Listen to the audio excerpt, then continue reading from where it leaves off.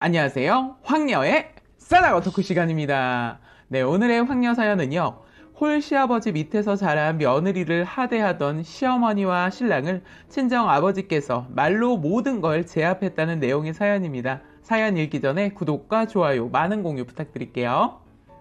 제가 이혼을 하게 된 계기는 시어머니 때문입니다.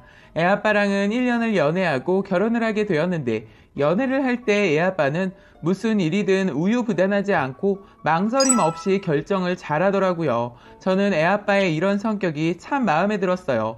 그런데 결혼을 하고 나서는 전혀 그런 모습을 찾아볼 수 없고 매사에 우유부단하고 큰일이든 작은 일이든 시어머니한테 물어보고 결정을 내리더군요. 이 사람이 자기 성격을 저한테 속인 건가라는 생각으로 화가 많이 났지만 이미 전 임신을 해서 이러지도 저러지도 못하고 참고 견디는 것이 다였어요. 너무 사소한 것까지 결정을 못 내리고 시어머니한테 말을 해서 참다 못해 신랑한테 얘기를 했더니 자기는 늘 어머니한테 모든 걸 얘기하는 것이 버릇이 되어서 잘 고쳐지지 않으니까 저보고 이해하고 넘어가 달라더군요. 신랑한테 처음 그 말을 들었을 때 저 사람을 평생 믿고 살아가야 하는 것인가 그런 생각이 들었어요. 이건 아니다 싶어서 정말 헤어지고 싶었지만 말했듯이 임신이 제 발목을 잡고 말았지요. 그리고 제 결혼을 누구보다 좋아하시는 아버지에게 실망을 드리고 싶지 않았어요. 이 사람 성격은 살면서 제가 바뀌게 할 생각으로 마음먹고 살아보자 했죠. 그런데 사람은 쉽게 변하지 않더군요. 그리고 그동안 너무나 어머니한테 의지를 했던 버릇 때문인지 저를 아예 의지하지 않더라고요. 그러다 보니까 저희의 모든 일을 어머님이 간섭하기 시작하는데 정말 그 스트레스가 저의 목을 조르더군요. 누군가에게 터놓고 얘기할 사람이 없다 보니까 저는 속으로 담아두고 살아야 했어요. 왜냐면 저는 형제도 없고 엄마도 오래전에 돌아가셔서 혼자 감당해야 했어요. 아버지가 혼자 저를 어렵게 키워주셨는데 제 결혼 생활의 어려움을 아버지한테 알리고 싶지 않았거든요. 아버지한테 말을 전혀 안 해서 아버지는 제가 결혼 생활을 잘하고 있는 줄 알고 계셨는데 나중에 아시고는 제 결혼 생활에 마침표를 찍어주셨어요. 제 결혼 생활의 제일 큰 문제점은 바로 시어머니였는데 어머니는 수시로 전화를 하셔서 저에게 하나하나 잔소리를 하시더니 결국엔 저희랑 같이 살기를 원하시더군요. 이유인 즉슨 제가 아버지 밑에서 자라서 아무것도 모를 거라는 이유 때문이었습니다. 그때만 해도 시어머니가 너무나 어려웠던 저는 싫다는 말도 못하고 시어머니와 합가를 하게 되었습니다. 시어머니가 저를 괴롭히기 시작했던 것은 새벽에 저를 깨우는 것부터가 시작이었어요. 그때만 해도 임신을 했기 때문에 잠도 많았지만 워낙 아침잠이 많았던 저였는데 어머님은 그런 저를 게으르다면서 새벽부터 깨워서 집안일을 가르친다는 이유로 이것저것 시키셨어요. 당신 아들은 일 가야 하니까 아침을 푹 자야 한다면서 절대 깨우지 못하게 하더라고요. 너무 힘들어서 자다가 펑펑 울었더니 신랑이 너 힘들면 엄마한테 말을 해. 참지 말고. 말했지. 힘들다고. 그랬더니 나보고 게을러서 습관을 바꿔야 한다는 말만 하시는 거야. 임신해서 힘들다고 해. 안 통해. 우리 그냥 분가하자. 안 돼. 엄마가 돈 다 가져갔어. 그럼 분가도 못해? 그냥 참고 버텨볼 때까지 버텨보자. 자기 너무한 거 아니야? 자긴 잘 때까지 다 자고 하고 싶은 거 다 하면서 그런 말이 나와? 우리 엄마 원래 이런 사람 아닌데 왜 그렇지? 자기가 잘못한 거 있는 거 아니야? 야, 너 자꾸 내 탓으로 말 돌리면서 말하지 마. 그리고 너무 사소한 얘기도 어머니한테 말 좀 하지 마. 도대체가 어머님이 우리 얘기 모르는 게 없어. 나 그거 정말 싫으니까 조심해. 뭐 어때? 가족인데. 너 진짜 제발 그 가족이란 말 좀 그만 좀 해.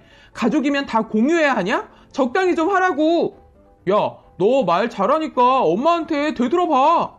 내가 그렇게 하면 네가 그 책임 다 질래? 당장 나가서 살 집도 없는데?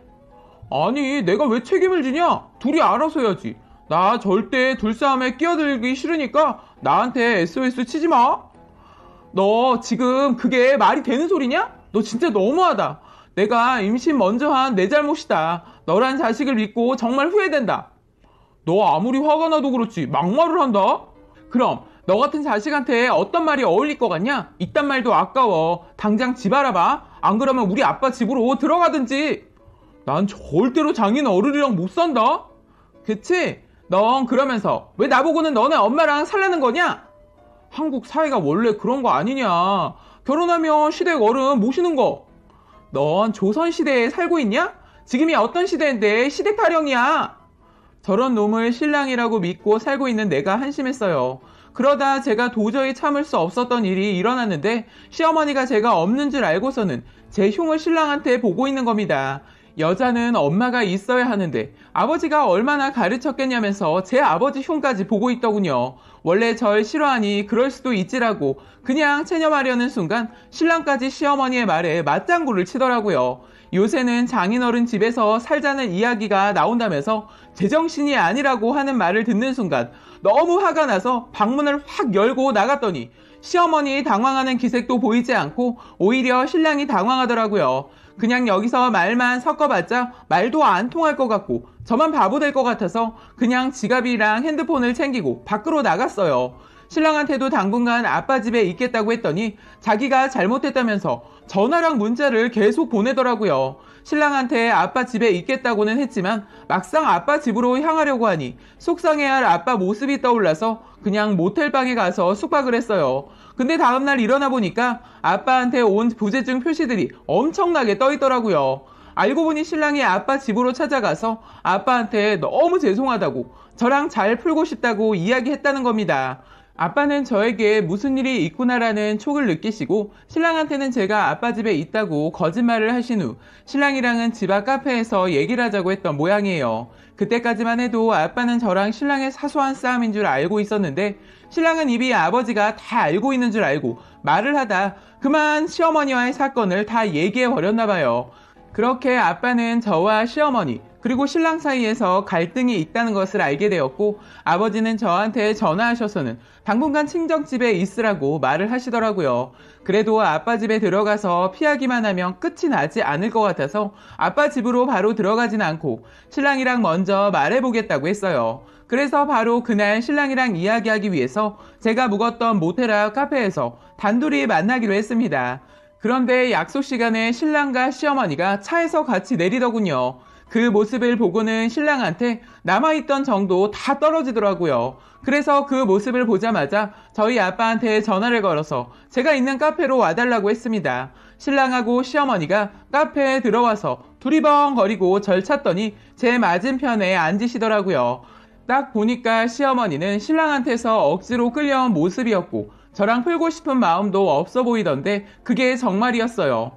너 흉을 본 건 미안하다. 근데 말은 틀린 말이 아니지 않니? 라고 시어머니가 먼저 말을 꺼냈고 남편은 시어머니를 툭 치더라고요. 그러고서는 신랑이 미안해. 그냥 요새 엄마가 기분도 안 좋아 보이길래 그냥 한번 맞장구 쳐준 것 뿐이야. 오해하지 마. 라고 하는데 갑자기 너무 울컥해서 화장실에 잠깐 다녀온다고 했어요. 화장실에서 감정을 추스리고 자리 쪽으로 다가섰는데 둘이서 이야기를 하고 있더군요.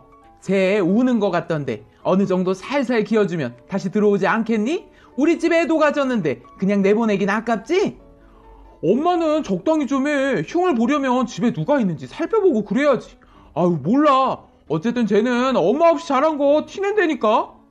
와, 이 말을 듣고 나니까 잠깐이라도 울컥한 제가 한심하더라고요. 바로 자리에 앉으니까 혹시라도 제가 말을 들은 건 아닐까 당황해하는데 꼴도 보기 싫더군요. 이날이 아니라면 이 사람들과 제대로 된 결판을 낼 수 없을 것 같다는 생각에 제 아이를 생각하면서 마음을 굳게 다잡았어요. 어머니, 저는 엄마 없는 가정에서 자라기는 했지만 못 배우지는 않았습니다.